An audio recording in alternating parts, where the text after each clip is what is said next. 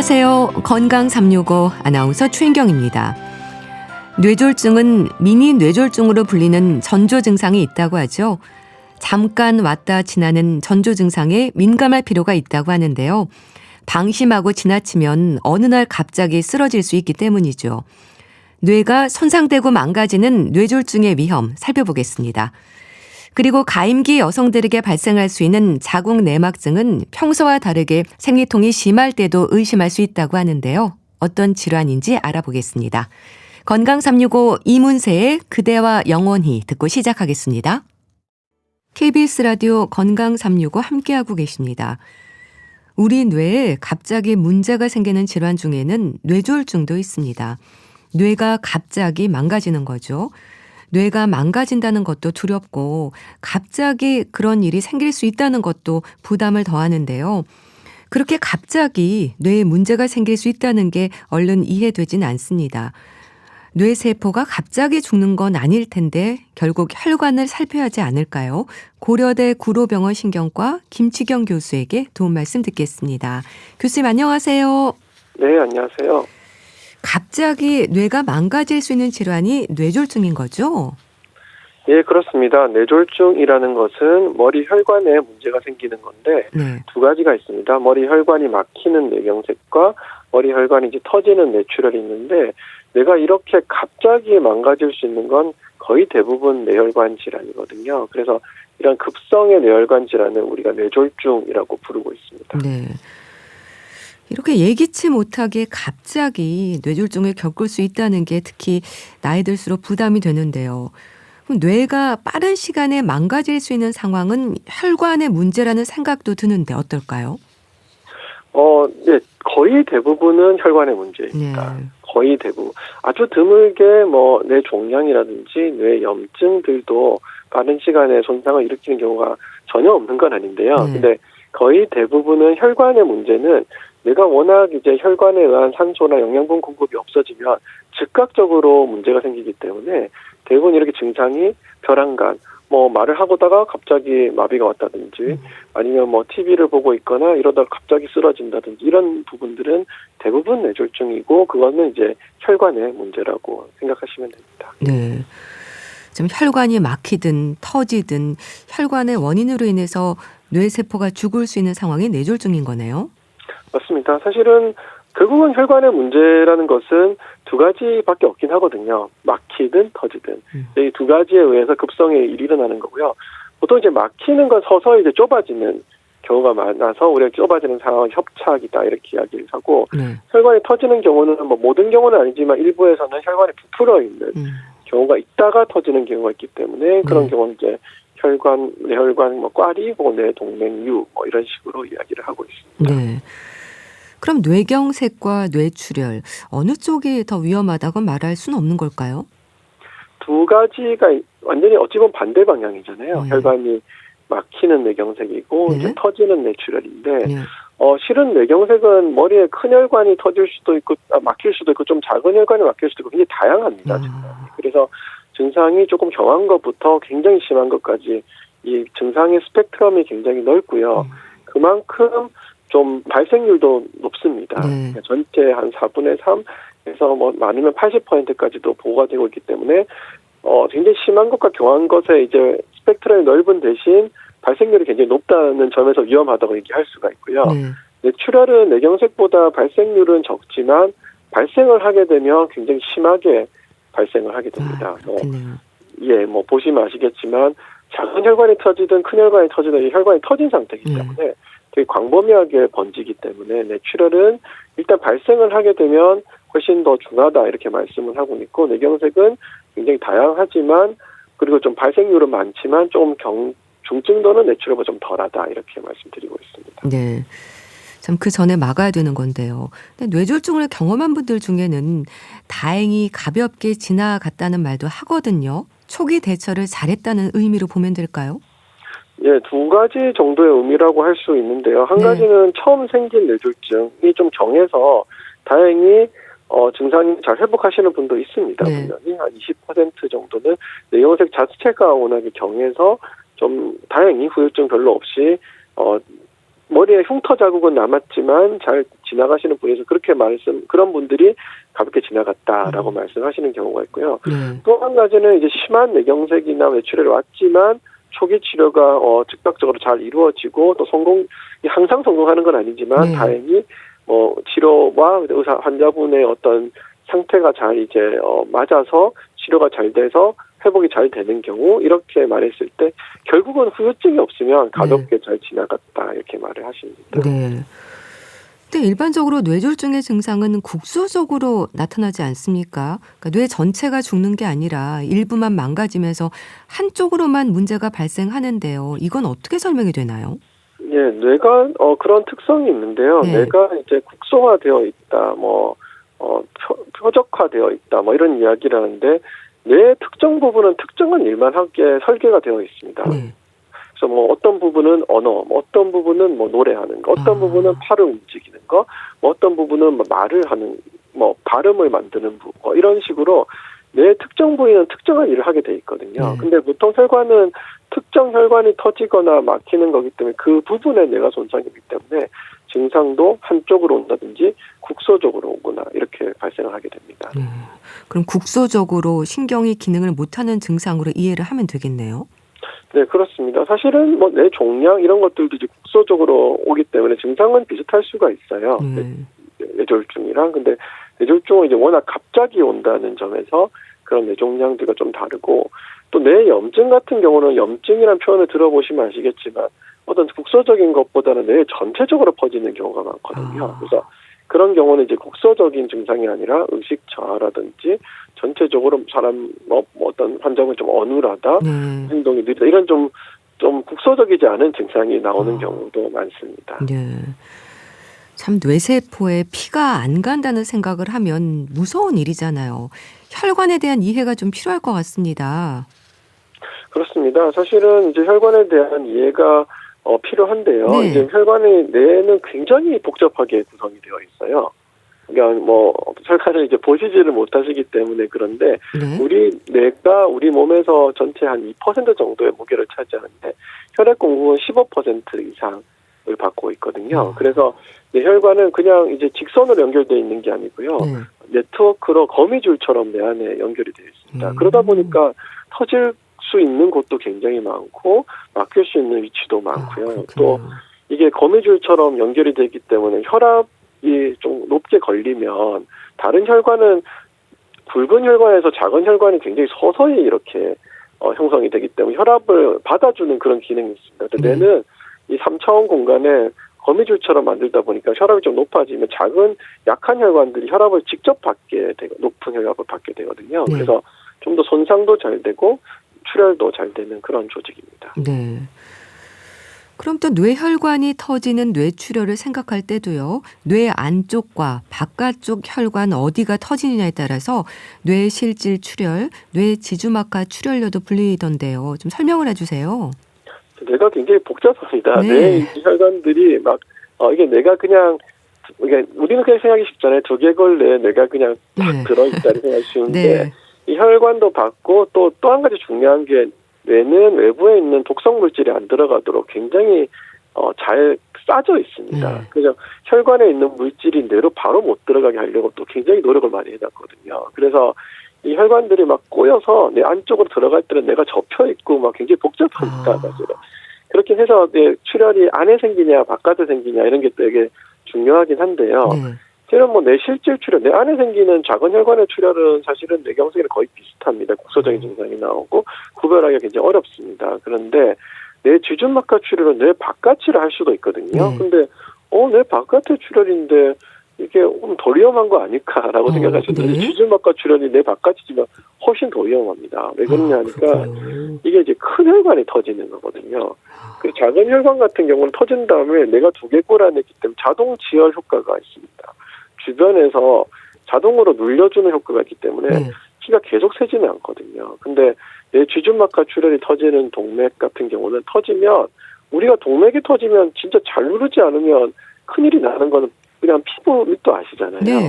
뇌 안쪽인데 그게 터진 상태에서 누를 공간이 없습니다. 뇌 바깥으로. 그래서 피가 굉장히 과량으로 급격하게 나오기 때문에 그렇게 과량으로 나온 피가 뇌를 전체로 압박하고 뇌 전체에 손상을 일으켜서 사실 뇌 주주막하 출혈은 병원에 도착하기 전에 30% 정도 사망에 이른다고 할 정도로 안타깝지만 굉장히 위험한 출혈입니다. 네.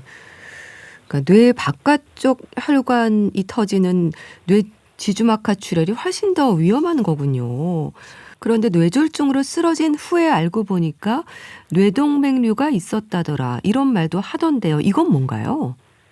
네, 그렇습니다. 사실 뇌동맥류라는 것은 이런 지주막하 출혈이 일으킬 수 있는 큰 혈관이라는데 큰 혈관이라 해도 사실 2mm 정도밖에 되진 않지만 네. 그게 뇌는 큰 혈관입니다. 그런데 그런 혈관들이 부풀어 있으면서 혈관벽이 부풀어서 약해진 곳이 있다 이렇게 말씀을 드리는 거거든요. 근데 건강검진 같은 데서 우연히 발견될 수도 있지만 지주막하 출혈은 거의 대부분이 뇌동맥류 때문에 생기기 때문에 터지고 난 다음에 이제 사진을 찍어보면 뇌동맥류가 있었구나라고 보이고 사실은 큰 뇌동맥류가 있었는데 터지고 나면 오히려 이렇게 좀 쪼그라들어서 작게 보일 수도 있고요. 그래서 터지고 난 다음에 뇌동맥류가 터진 전의 상태를 완전히 반영하진 않지만 뇌동맥류가 있다는 상태를 발견하는 경우도 있습니다. 사실 혈관이 잘 터질까 튼튼하지 않나 싶기도 한데 동맥류라는 문제가 있으면 얘기는 좀 달라질 수 있는 거네요. 혈관의 압력을 이기지 못하면 터진다는 거죠? 그렇습니다. 사실 동맥은 굉장히 튼튼하게 설계가 되어 있긴 합니다. 당연히 터지면 큰일 나기 때문에 그리고 우리 몸은 사실 과거 원시시대 때부터 출혈에 대해서 더 민감했긴 했거든요. 다칠 수도 있고 그래서 그런 게 안 멈추면 사망에 이르기 때문에 굉장히 이제 민감하게 튼튼하게 되어 있는데 사실 여러 가지 저희가 아직은 정확한 원인은 잘 모르는데 여러 가지 원인으로 뇌에 있는 혈관이 좀 어떤 특정 부위가 좀 약해져가지고 그 압력을 못 이기고 부풀어 있는 경우가 있습니다. 당연히 압력을 못 이기고 부풀어 있기 때문에 그건 더더군다나 압력에 약하기 때문에 그 크기가 크다든지 위치가 좀 압력을 잘 받는 위치다 이렇게 되면 혈압의 압력을 이기지 못하고 터지게 되고 굉장히 위험한 상황이 벌어지게 됩니다. 네. 그래서 뇌동맥류가 지주막하 출혈의 원인이라는 말도 하는 거군요. 지주막하 출혈이 상당히 위험하다고 하셨는데요. 그러니까 사망 위험도 높은 건가요? 예, 실제로 응급실에 도착하기 전에 사망에 이르는 경우가 30% 정도라고 이야기할 정도로 거의 우리 몸에서 일어나는 병 중에서 심정지 이외에는 가장 위험한 질환이라고 말씀드릴 수도 있을 것 같습니다. 그래서 그 정도로 이제 위험한 질환이라서 사실은 사전에 건강검진 등에서 발견을 하면 시술이라든지 신경외과적 시술이라든지 이런 걸 통해서 예방하는 치료도 잘 개발이 되어 있긴 합니다. 네. 그럼 혈관도 나이 들고 퇴행되는 변화를 겪는 겁니까? 특히 작은 혈관들은 고혈압이라든지 영향을 받지 않을까 싶은데요. 네, 그래서 사실 이게 고령화 시대에 이제 가장 좀 위험한 그런 것들 중에 이제 대표적인 게 혈관입니다.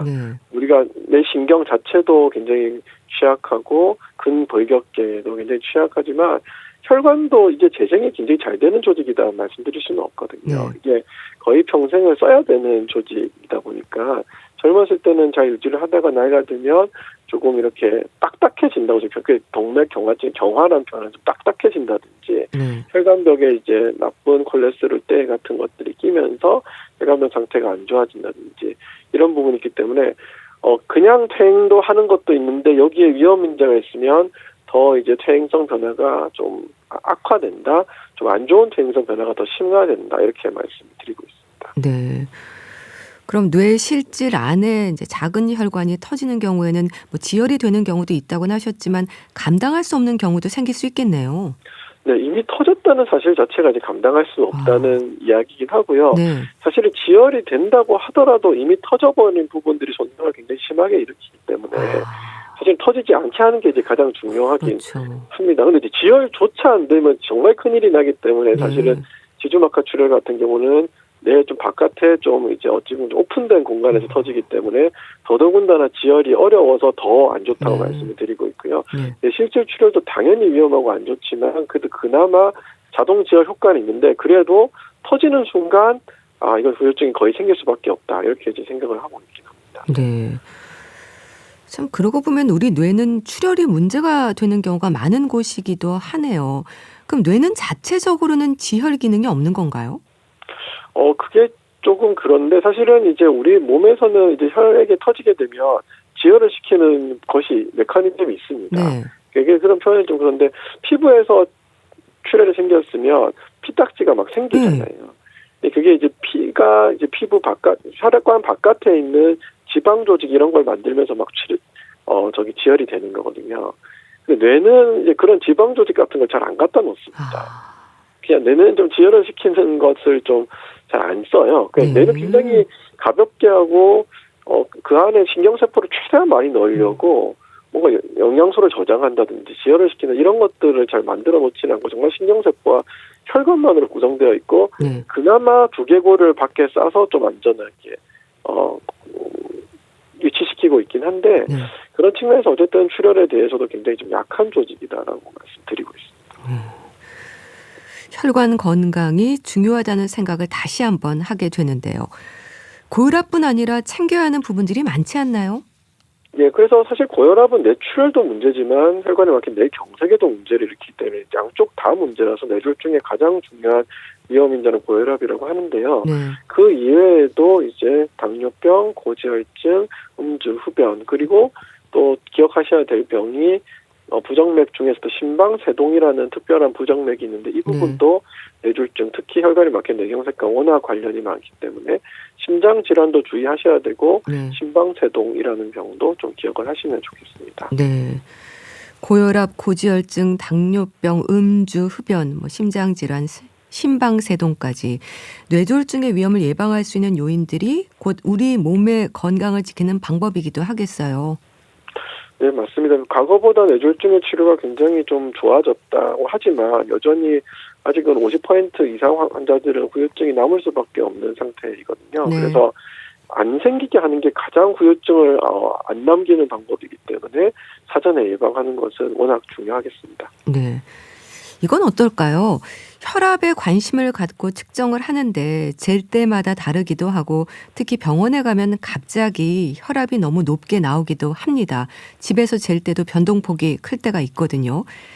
그래서 예방 차원에서 아예 고혈압 약을 미리 복용하기 시작하면 어떨까 생각하는 분들도 있던데 괜찮을까요? 그래서 사실 혈압의 변동폭이 크다는 것도 사실 좋은 소식은 아닙니다. 혈압의 변동폭이 크다는 것 이미 혈관이 좀 노화돼서 딱딱해졌다 이를 제가 보통 표현을 드리거든요. 혈관이 말랑말랑한 상태에서는 혈압 변동이 그렇게 크지 않습니다. 근데 1번은 혈압 변동보다는 실제로 혈압이 높은가가 더 중요하긴 하거든요. 그래서 저는 일단은 우선 여러 혈압을 적어 오시면 전체적인 평균적인 수치라든지 24시간 요즘 혈압 측정 기계가 있기 때문에 혈압이 정말 높은가부터 우선 측정을 하고요. 그다음 혈압이 높으면 당연히 혈압약을 써야 되고 그런 경우에 이제 혈압 변동폭도 좀 조절할 수 있는 약은 이제 그다음 혈압을 낮춘 상태에서 변동폭을 좀 더 조정하기 때문에 우선은 본인이 판단하지 않는 게 저는 중요하다고 항상 말씀드리고 있긴 합니다.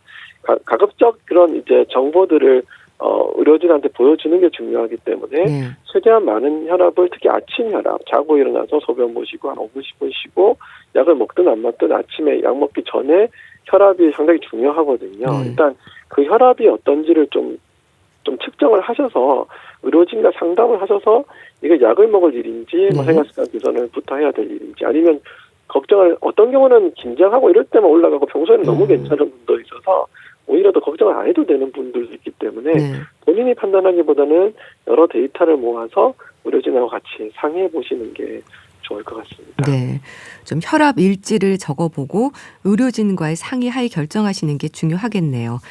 네, 알겠습니다. 자, 오늘은 뇌졸중과 관련해서 자세히 알아봤는데요. 고려대 구로병원 신경과 김치경 교수와 함께했습니다. 말씀 감사합니다.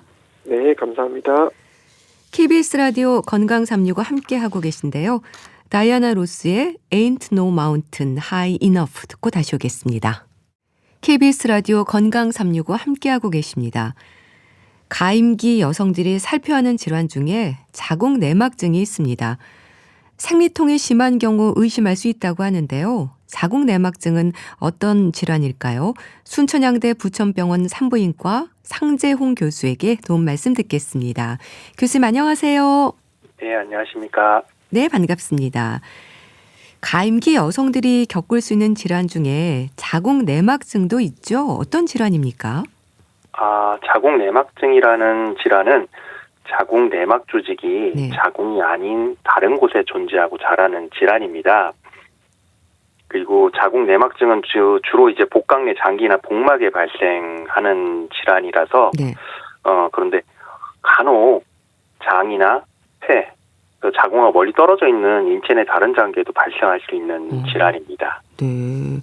그러니까 자궁 안에 있어야 할 자궁 내막의 조직이 자궁이 아닌 다른 곳에 생기는 거네요. 네, 맞습니다. 심한 생리통의 증상일 수 있는 것도 또 생리혈이 질을 통해서 나가지 못하면서 증상이 생긴다고 하던데 일반적인 생리통과는 정도의 차이가 클까요?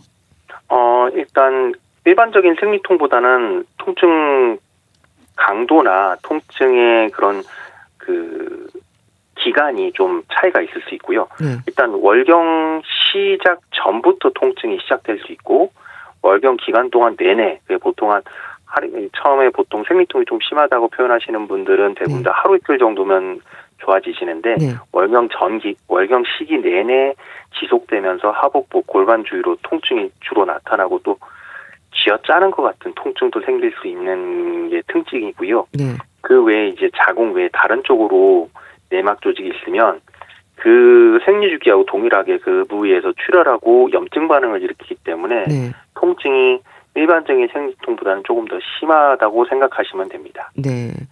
그러니까 일반적인 생리통과는 좀 통증이 더 심할 수도 있다고 얘기하셨는데요. 그런데 가임기 여성들 중에는 뭐 생리통을 겪는 분들이 많잖아요.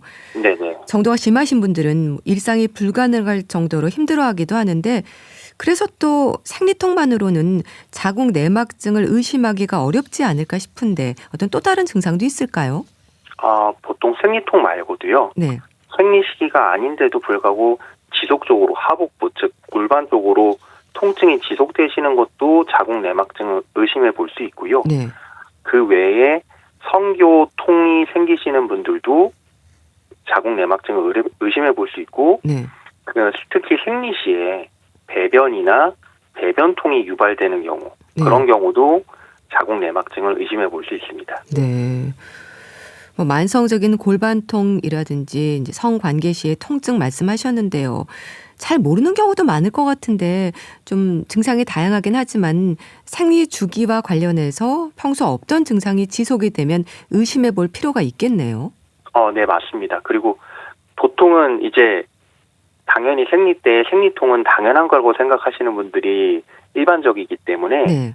그것만으로는 솔직히 감별하기 쉽진 않고요. 네. 내가 평상시 생리하던 거에 비해서 그 생리통이 점점 심해지고 네. 약국에서 파는 생리통 약 아니면 병원에서 처방받아서 먹는 생리통 약에도 조절이 되지 않을 정도로 생리통이 심해지고 있다. 네. 그러면 자궁 내막증을 의심하고 근처에 있는 산부인과에서 꼭 진료를 보시는 게 추천이 됩니다. 네. 자궁 내막증이 비교적 흔한가요? 일반적인 유병률은 가임기 여성에서 한 10에서 15% 정도로 보고 있고요. 네. 난임 여성에서는 한 25, 35% 정도로 알려져 있습니다. 네. 그럼 자궁 내막증을 알게 되는 계기도 궁금한데요. 뭐 증상이 심해서 검사를 받다가 알게 되는 경우가 많습니까? 증상이 심해서 알게 되는 경우도 있지만 네. 그 외에 그냥 정기적으로 검진을 통해서 알게 되시는 경우도 있고요. 네. 아니면 그 아랫배에 종괴가 만져져서 하복부 쪽에 네. 팬티 라인 쪽으로 해서 뭔가 이렇게 종괴가 만져진다는 게 의심이 되셔서 초음파를 봤을 때 발견되시는 경우도 있고요. 네. 그냥 단순하게 정기 검진 차원에서 초음파를 보셨다가 발견되시는 경우도 왕왕 있습니다. 네. 그러니까 자궁 내막의 조직이 어디에 생기느냐에 따라서 위치에 따라 만져지기도 하는 거네요. 네, 그렇습니다. 참 자궁 내막증이 이제 가임기 젊은 여성들에게 발생하는 질환이라서 임신은 어떨까 걱정이 되는 부분도 있는데요. 뭐 자궁 내막증이 이제 난임 여성에게도 또 많이 발견된다고 하셨는데 난임이라든지 다른 위험들이 생길 수 있을까요? 일단 자궁 내막증이라는 게 만성적인 염증 반응을 일으키는 질환이기 때문에 그 자궁 내막증이 생기는 위치에 따라서 특히 난소 쪽에 생겼다든지 네. 골반 복막 쪽에 생겼다 그러면 그 주변에 염증 반응을 심하게 일으키면서 특히 나팔관의 유착이 심해질 수 있습니다. 나팔관의 유착이라는 건 결국엔 나팔관의 운동성이 저하된다는 뜻이거든요. 네. 그러면 정자하고 난자가 만나서 수정란이 나팔관을 통해서 자궁으로 들어가서 착상을 해야 되는데 네. 그 과정이 힘들어집니다. 그러면서 이제 자궁의 임신이 발생할 수도 있고 네. 아예 수정란 자체가 나팔관을 통해서 들어가지도 이제 복강 내에서 자궁으로 이동을 하지 못하게 되면서 난임이 발생하는 경우가 생길 수가 있고요. 네. 네, 그리고 난소에 생기는 자궁 내막증 그리고 그로 인해서 생기는 난소에 생기는 그 낭종을 자궁 내막종이라고도 표현하는데 네. 자궁 내막종 자체가 난소 기능도 또 떨어뜨릴 수가 있어서 네. 그런 문제가 생길 수 있습니다. 네. 자궁 내막증 진단을 위해서는 어떤 검사가 진행이 되나요? 일단 증상을 확인하는 게 제일 첫 번째고요. 네. 그다음에 골반 내진을 하는 경우도 있고 네. 골반 내진 전에 그 골반 초음파를 진행하게 됩니다. 골반 네. 초음파라는 건 이제 흔히들 이제 질 초음파를 얘기를 하게 되고요. 네. 복부 초음파로는 이제 골반 안쪽 장기이기 때문에 쉽게 확인하기가 쉽지 않아서 질 초음파를 보게 되는데 만약에 질 초음파가 힘든 경우에는 직장 초음파를 시행하기도 하고요. 네. 그 검사가 힘들 것 같다 그러면 MRI 또는 CT 검사를 시행하기도 합니다. 네. 그리고 혈액 검사도 같이 진행합니다. 네. 치료는 다양한가요? 치료 방법은 기본적으로는 이제 증상을 완화하고 병변을 제거하고 재발 방지를 목표로 약물요법하고 수술적인 치료가 병행이 됩니다. 네. 일단 하지만 예를 들어서 너무 어린 나이라든지 네. 그러면은 아니면 난소에 생긴 자궁 내막종 사이즈가 작다든지 그러면 약물 치료를 먼저 시도해 보는 경우도 있습니다. 네. 약물요법과 이제 수술적 치료가 고려가 된다고 하셨는데요. 증상의 정도라든지 나이 또 임신 계획도 함께 고려가 되겠네요. 네, 맞습니다. 그거가 제일 중요한 부분이기 때문에 네. 예, 난소의 기능도 생각해 줘야 되고 향후의 임신 계획도 고려해야 되기 때문에 그걸 감안해서 가장 좋은 방법을 환자분하고 상의해서 가장 좋은 방법을 갖다가 적용하게 됩니다. 그러니까 아무래도 가입력을 보존하는 방법으로 치료가 진행되는 쪽으로 이제 얘기가 되겠네요. 네, 맞습니다. 네. 호르몬 치료와 수술적 치료 장단점이 있을까요? 호르몬 치료와 수술적 치료를 각각을 놓고서 어느 게 더 우월하다라고 얘기하기는 쉽지 않고요. 네. 가장 좋은 방법은 수술적 치료를 시행하고 이어서 호르몬 치료하는 게 가장 좋은 방법이라고 생각이 되고요. 네. 하지만 말씀드렸듯이 난소의 낭종의 혹이 사이즈가 너무 작다든지 환자분의 나이가 너무 어리다든지 그러면 약물 치료, 호르몬 치료를 먼저 시행하는 게 더 나은 방법일 수 있습니다. 또한 예를 들어서 환자분의 전신 상태가 수술을 할 수 없는 상태다라고 했을 땐 호르몬 치료를 먼저 시행하는 게 도움이 될 수 있을 것 같습니다. 네. 수술은 로봇 수술로 진행되는 경우도 많은가요? 로봇과 복강경 수술 두 가지 다 고려가 되는데 네. 보통은 로봇이 복강경보다는 아무래도 그 미세 출혈이라든지 조직 손상 가능성을 조금 더 이제 낮춰주기 때문에 로봇으로 하는 걸 갖다가 선호하는 편이긴 합니다. 네. 그러니까 로봇 수술로 하는 경우에는 회복도도 빠르겠어요?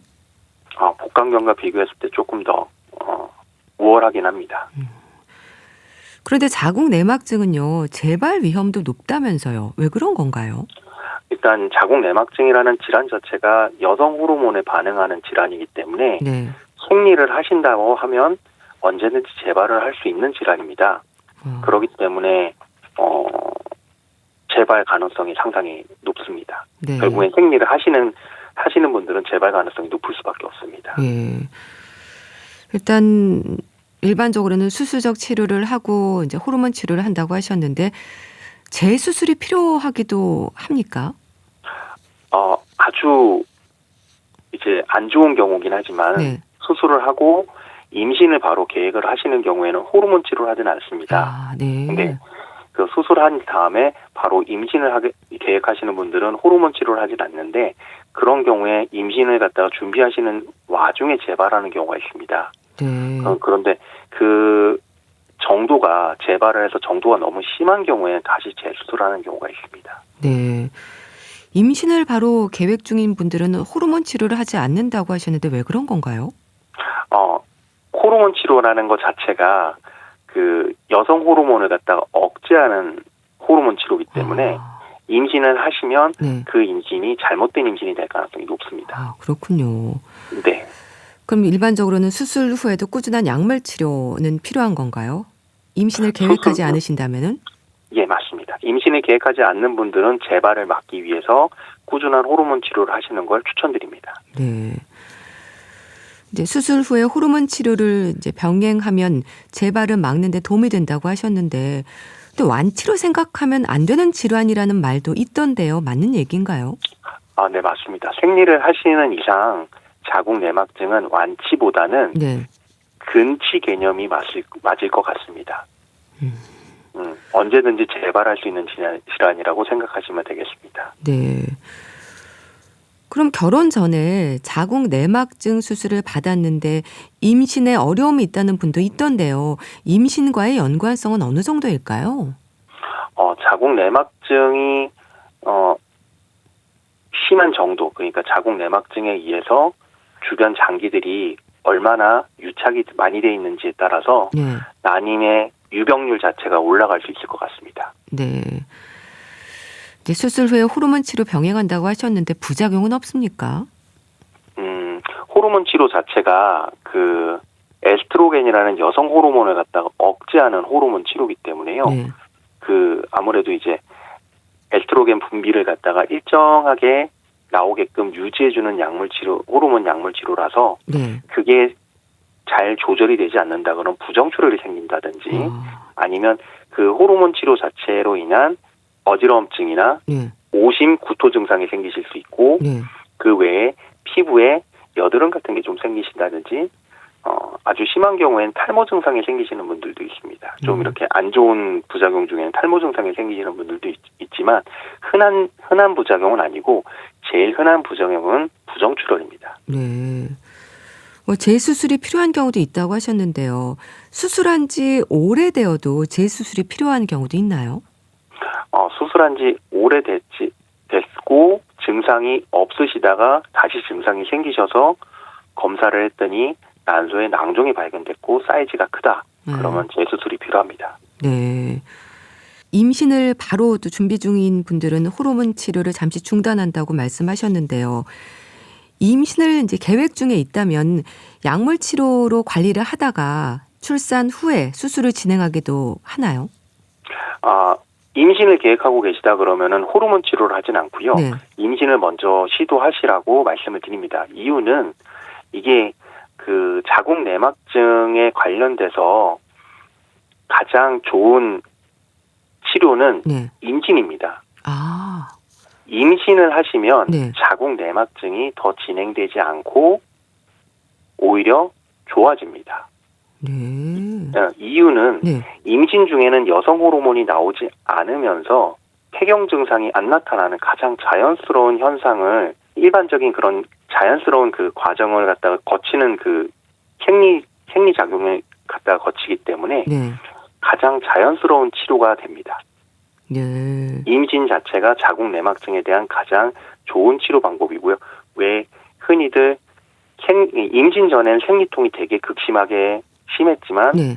저는 출산한 이후에 생리통이 좋아졌어요 하고 표현하시는 분들이 있습니다. 네. 그게 자궁 내막증이 있었지만 좋아진 거라고 보시면 되겠습니다. 네. 그럼 출산하시고 나신 뒤에는 수술을 진행하는 건가요?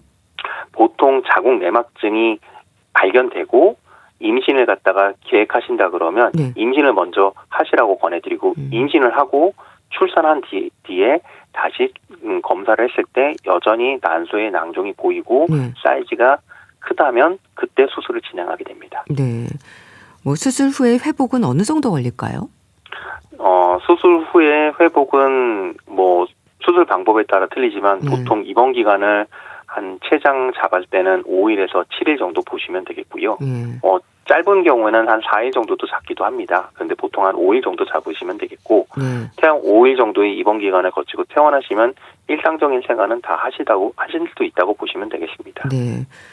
회복 후에도 정기적인 검사나 진료가 필요할까요? 네. 정기적인 진료하고 치료가 필요할 수 있습니다. 네. 참 자궁 내막증도 초기 치료가 중요하지 않을까 싶은데요. 내막증이 생기고 진단되기까지 오랜 시간이 걸리는 경우도 많은가요? 예방이나 조기 발견을 위해서 신경 써야 하는 부분들도 있지 않을까 싶은데요. 일단 내가 다른 분들보다 내가 생리통이 좀 심한 것 같다. 예를 들어서 내 생리통이 일반적인 약물로 조절이 잘 안 되는 것 같다 그러면 초음파 검사를 갖다 한번 해보시는 게 도움이 되실 것 같고요. 초음파 상에서도 특별하게 보이진 않지만 그 외에 혈액 검사를 통해서 이제 자궁 내막증과 관련된 표지자라는 CA125라는 표지자가 있습니다. 그 수치가 증가가 돼 있는 상황이다 그러면 약물 치료를 하는 걸 갖다 고려해 볼 필요가 있을 것 같고요. 그 외에도 증상은 되게 심한데 초음파에서 안 나타나는 경우가 있습니다. 이런 경우는 주로 어떤 경우냐면 이제 심부 자궁 내막증이라 그래서 골반 복막 아래쪽으로 아주 깊숙한 곳에 자궁 내막증이 심한 경우를 얘기합니다. 이런 경우에는 MRI 검사를 통해서 한번 확인해 보시는 게 도움이 될 수 있고요. 그런 검사를 통해서 확인이 된다면 보통 호르몬 약물 치료를 갖다 권하게 됩니다. 네, 알겠습니다. 자, 오늘은 자궁 내막증에 대해서 자세히 알아봤는데요. 순천향대 부천병원 산부인과 상재홍 교수와 함께했습니다. 말씀 감사합니다. 감사합니다. 정인의 오르막길 보내드리면서 인사드릴게요. 건강365 아나운서 최인경이었습니다. 고맙습니다.